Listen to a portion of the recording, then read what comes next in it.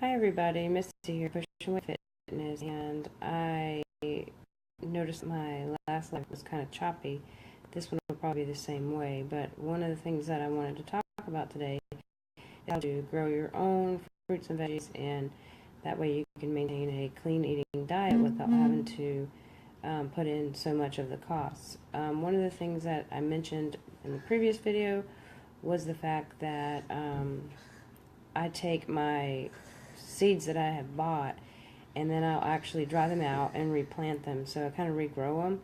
And a lot of times too, you see people who think that they buy canned veggies, low sodium, that they've actually are, eating veggies, that they're doing, something great, which is a good thought. But a can of mixed vegetables that I actually had here in this house, I realized had 300 milligrams of sodium, which is 13%, and that's kind of a lot.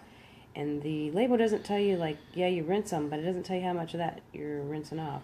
A lot of that's, sodium for preservatives. So that's one of the things about clean eating, is the fact that you want to be able to not have the processed or, the additives that they include when they're doing the processing and canning those things. And we had a lot of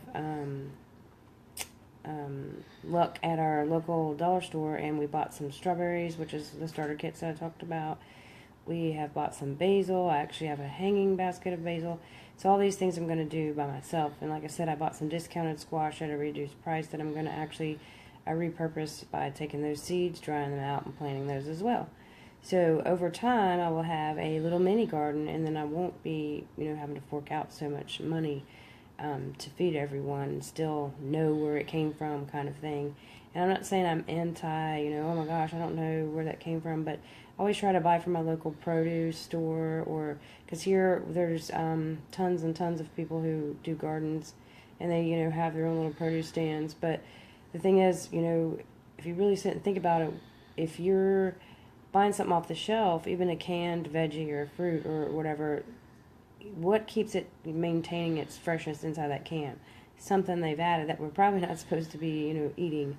So I just wanted to share those few tips with you, and I'm going to continue this series tomorrow, so stay tuned.